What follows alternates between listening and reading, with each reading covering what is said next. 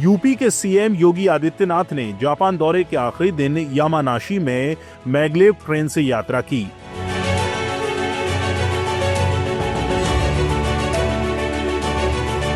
छह 600 किलोमीटर की रफ्तार वाली high speed maglev magnetic levitation यानी कि ट्रेन चुंबकीय शक्ति के सहारे पटरी से ऊपर हवा में तैरते हुए चलती है।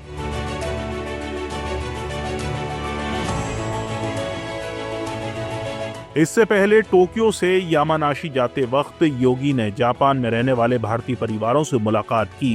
भारतीय मूल के लोगों और बच्चों के साथ कुछ वक्त बिताया। बच्चों ने सीएम योगी के पैर छूकर आशीर्वाद लिया। बच्चों ने योगी को मंत्र भी सुनाए।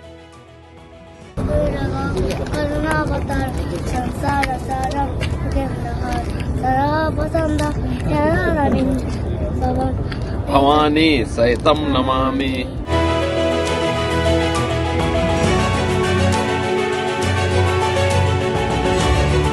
योगी यामानाशी पब्लिक स्कूल भी पहुंचे, बच्चों से बातचीत की और उन्हें तोहफे दिए।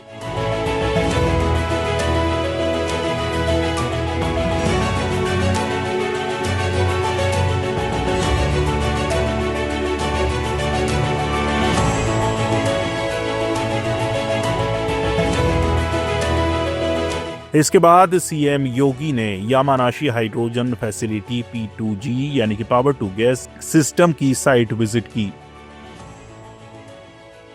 रिसर्च फैसिलिटी के फंक्शन को समझा। यामानाशी प्रांत के गवर्नर कोटोरो नागासाकी के साथ द्विपक्षीय बैठक की। यूपी इन्वेस्टमेंट रोड शो के तहत निवेशकों से बात भी की।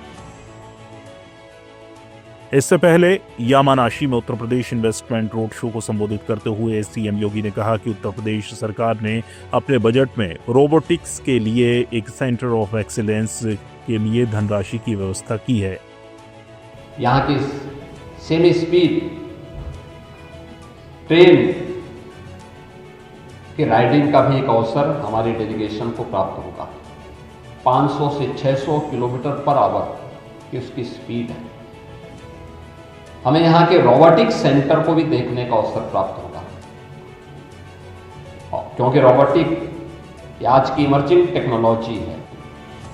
और इस वर्ष उत्तर प्रदेश सरकार ने अपने बजट में रोबोटिक के लिए एक सेंटर ऑफ एक्सीलेंस के लिए भी हम लोगों ने धनराशि की व्यवस्था की है।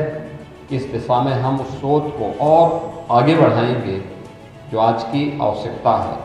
और साथ ही साथ यहाँ पर अन्य एग्रो ग्रीन से जुड़ी हुई कुछ अन्य प्रोजेक्ट को भी हमें देखने का अवसर प्राप्त होगा।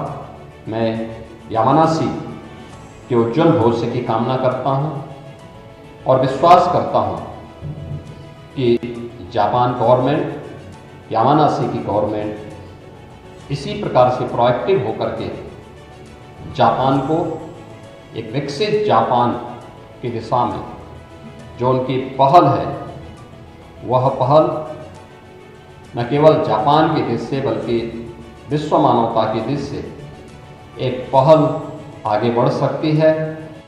सीएम योगी ने बताया कि उत्तर प्रदेश और यामानाशी के मध्य एक ऐतिहासिक समझौता ज्ञापन पर भी हस्ताक्षर हुआ है। यामानाशी के माननीय राज्यपाल के आमंत्रण पर हम सब यामानाशी पे पहुंच करके हम लोगों ने यहाँ की स्थिति को देखा है, ग्रीन हाइड्रोजन के प्रोडक्शन को देखा है और इस तकनीक के बारे में आज उत्तर प्रदेश और यामानाशी के बीच में एक ऐतिहासिक समझौता ज्ञापन पर भी हस्ताक्षर हुआ है। उत्तर प्रदेश के उच्च तकनीकी संस्थान से जुड़े हुए छात्र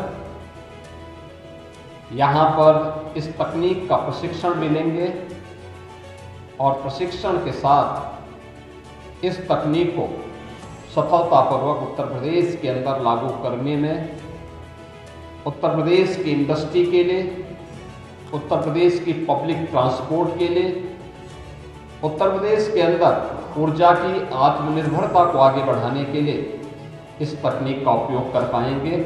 और इस तकनीक को हम लोग प्रधानमंत्री मोदी जी के नेट जीरो के लक्ष्य को प्राप्त करने की दिशा में यह एक बड़ी महत्वपूर्ण पहल हो सकती है और मैं इस तकनीक के लिए यामानासी के माननीय राज्यपाल और यहाँ के हाइड्रोजन ऊर्जा से जुड़े हुए